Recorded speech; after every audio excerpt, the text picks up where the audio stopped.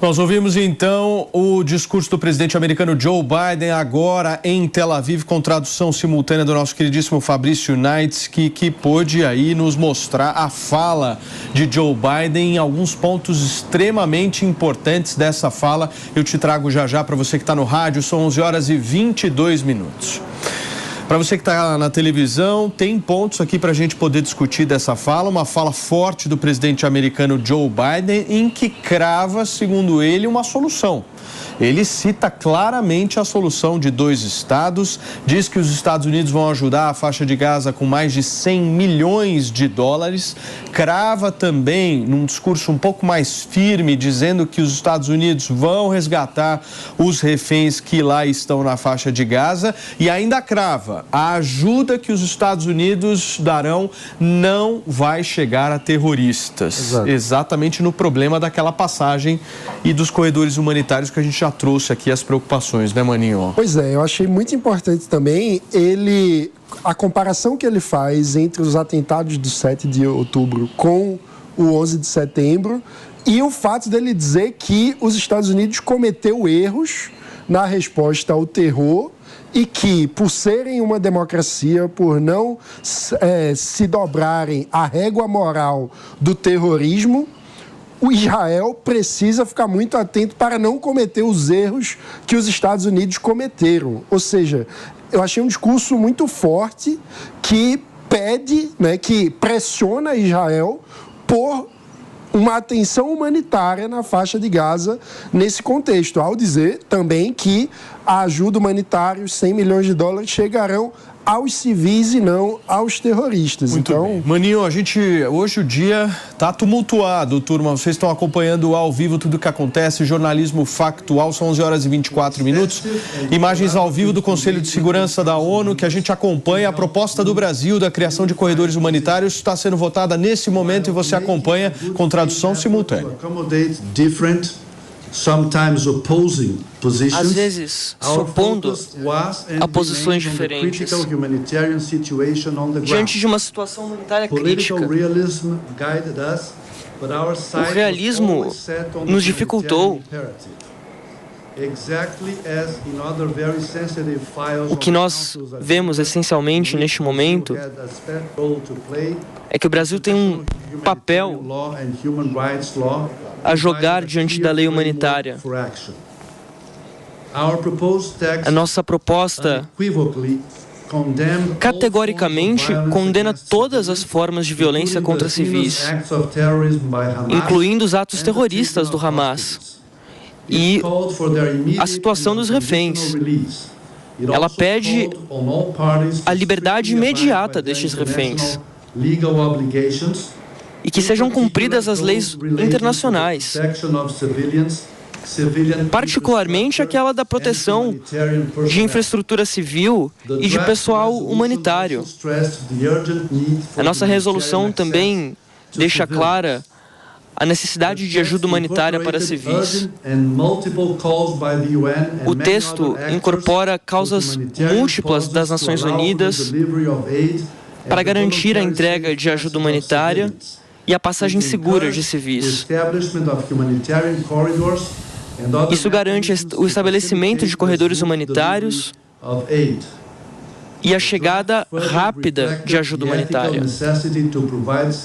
Há uma necessidade ética de garantir eletricidade, água, combustível, comida e suprimentos médicos à população de Gaza. A necessidade de serem protegidos de novas realocações. Isso, diante de atos terroristas cruéis contra civis israelenses e um crescente desastre humanitário, a resposta do Conselho foi robusta e densa. Nós agradecemos a participação de todos.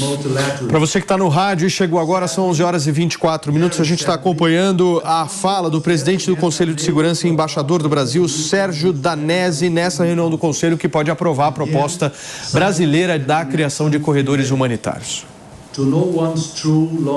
Saber a história longa de interesse. Enquanto nós lamentamos profundamente a resposta do Conselho, nós esperamos que esforços de outros atores vão garantir resultados positivos.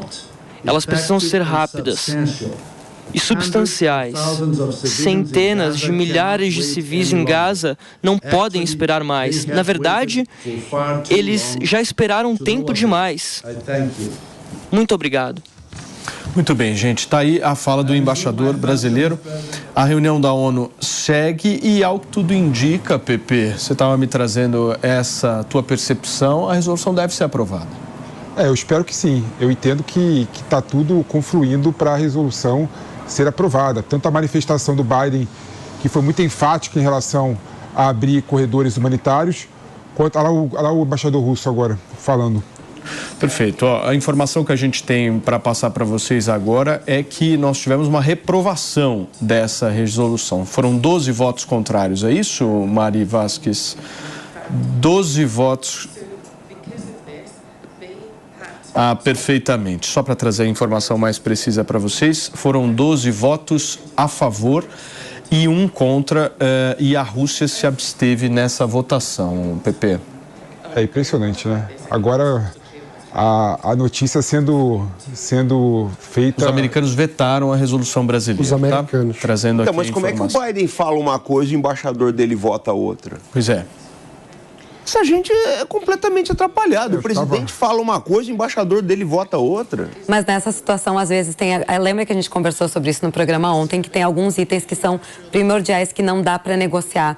E aí, apesar de eu achar que a resolução que o Brasil tinha sugerido estava super bem escrita, tinham alguns itens ali que são questionáveis. Então, também não dá para criar certos precedentes, né? Tinham pontos que tem que ser deixado muito claro.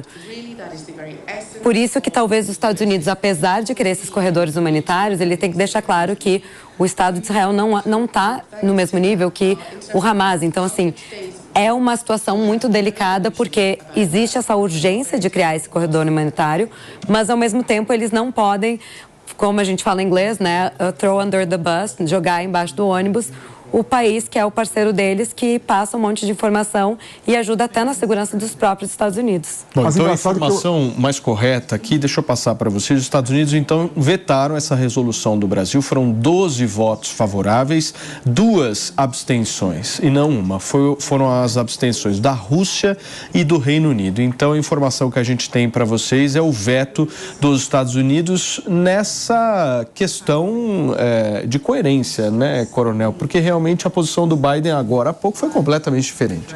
De falta de coerência, você diz, né, Paulo? Então, mas é o que eu falei para você, gente, que eu torno a dizer, né? Eu analiso as coisas de uma forma muito fria, né? O que tem que ser feito?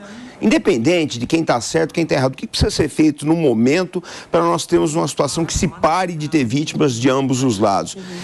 Eu penso que não era para o Biden ter ido, agora ele ficou numa nova saia justa e ele deveria ter enviado um representante de alto nível para tentar resolver esse problema. Agora fica esse negócio, quer dizer, ele não conseguiu nada, né? Fala, Pepe. Agora o embaixador dos Estados Unidos deve estar comentando o que está acontecendo em relação ao veto, por que eles vetaram, né? Vamos ouvir um pouquinho, Fabrício, por favor, com tradução simultânea aqui na Jovem Pan.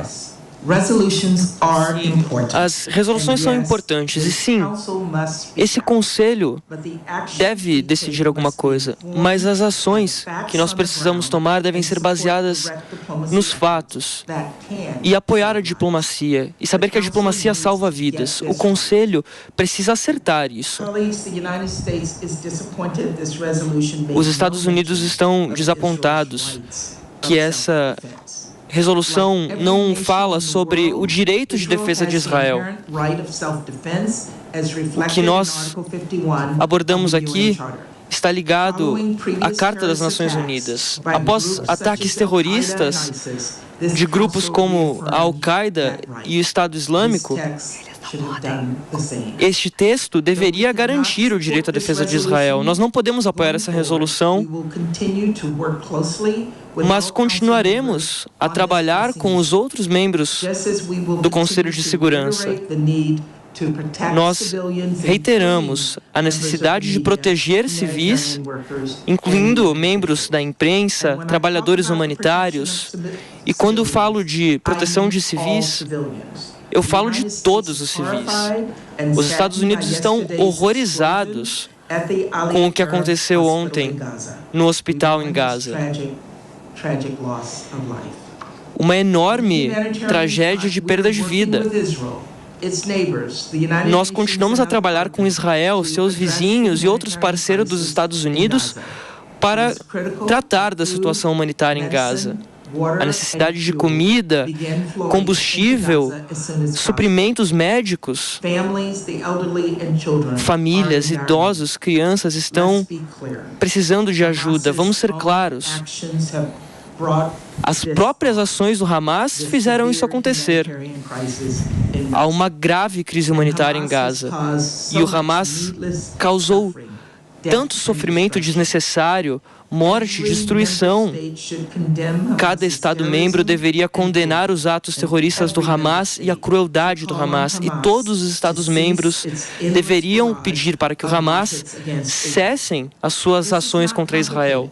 Isso não é complicado, não é controverso. Isso é o mínimo.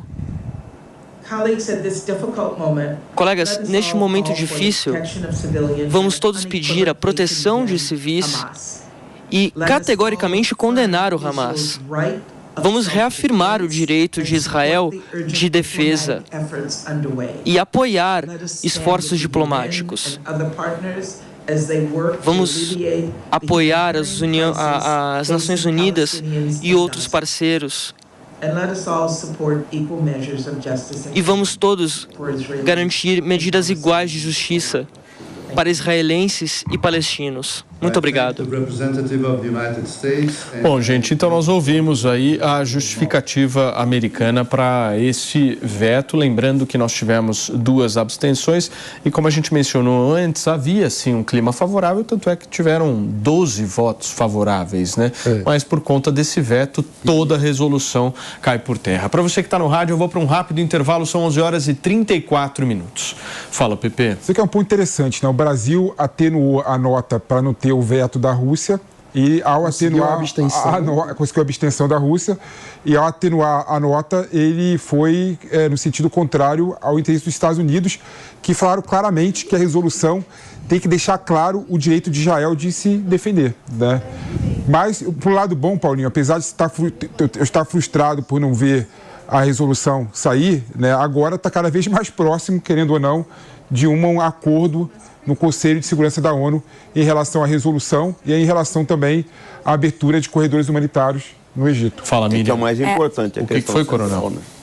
Só um ponto, né? O porquê desse veto e por que os Estados Unidos têm que deixar isso muito claro em relação ao terrorismo. Os Estados Unidos é alvo também de terrorismo e já passou por inúmeras situações aí em que se abre esse precedente. Talvez os Estados Unidos, em uma situação futura, e talvez quando a gente fala uma situação futura não é tão longe do que a gente está falando, pelo clima que a gente está vivendo nesse momento, se os Estados Unidos abrem esse precedente, talvez o próprio país não possa se defender. E voltando um pouco ao ponto que o Mano trouxe antes, sobre o Biden ter colocado os erros dos Estados Unidos na resposta do 11 de setembro, vale também destacar que quem era presidente na época era o George W. Bush, que era republicano, e nós estamos, sim, em um ano de eleição em que o Biden vai ser o candidato do Partido Democrata contra ainda um candidato a definir, mas tudo acaba indicando que pode ser o Trump, que é um candidato republicano que lembra um pouco daquela atitude do Bush de vamos resolver, vamos entrar em guerra e, né, que os democratas acabaram freando um pouco. Então, tem que levar sempre em consideração o discurso do Biden como uma mensagem também para o seu próprio país e seu eleitorado. Então, o que os Estados Unidos não gostaram foi justamente de não ter no texto o direito de autodefesa de Israel. O embaixador, inclusive, dos Estados Unidos lá na ONU justificou que o país ficou muito desapontado por conta disso. Lembrando, gente, que essa votação do texto elaborado pelo Brasil já tinha sido adiada 2 vezes. A primeira foi por mudanças no texto e a segunda por conta do bombardeio, justamente ontem no hospital lá da faixa de Gaza, que infelizmente deixou quase 500 mortos. 12 membros, então, votaram a favor do projeto de texto brasileiro e a Rússia e a Grã-Bretanha, o Reino Unido, se abstiveram. E tivemos aí o veto total, completo por parte dos americanos. Mano. O que eu acho impressionante nessa situação é que todos já sabiam que essa era uma condição fundamental para os Estados Unidos, né? Os Estados Unidos têm poder de veto. Logo, cabia à diplomacia brasileira costurar um texto que levasse em consideração os interesses e as ponderações de todos os atores que têm poder de veto. Acabou levando mais em consideração a Rússia do que os Estados Unidos, o que é mais um capítulo da política externa brasileira mais alinhada ao grupo das autocracias do que ao grupo das democracias. E lembrando que isso também reflete a incapacidade dos países, numa situação dessa, de minimamente criarem algum tipo de consenso, né, Pepe? Não, sim, assim, a ideia do Conselho de Segurança da ONU é ter consenso, né? Eu discordo do que o Mano colocou aqui. Eu acho pelo contrário, o Brasil conseguiu 12 votos favoráveis, né? Sim, mas a França, por exemplo, agente como os Estados Unidos é um amadorismo diplomático. A Grã-Bretanha, por exemplo, se absteve, o que foi favorável, e a França votou a favor da resolução. Ou seja, não tem autocracia contra democracia nesse caso, na aproximação do Brasil para buscar o consenso. Não considerar... Mas tem que levar em consideração, gente, que a Grã-Bretanha não vai votar contra os Estados Unidos. Mas absteve. Abster nesse caso é a vitória. Quem fica quieto está falando, né? Sim, mas do ponto de vista pragmático, o Brasil precisava encontrar um texto... Mas já está chegando esse momento, Mano. Eu vejo, por exemplo, se antes, por exemplo, esteve 6 votos contrários e várias abstenções, agora esteve 12 votos favoráveis e 2 abstenções. Deixa eu receber quem nos acompanha pelo rádio, são 11h39. Para você que chegou agora na programação da Jovem Pan, os Estados Unidos vetaram a resolução do Brasil lá na Organização das Nações Unidas, pedindo os corredores humanitários. A resolução teve 12 votos favoráveis, 2 abstenções e esse veto americano que agora está sendo repercutido lá em Nova York.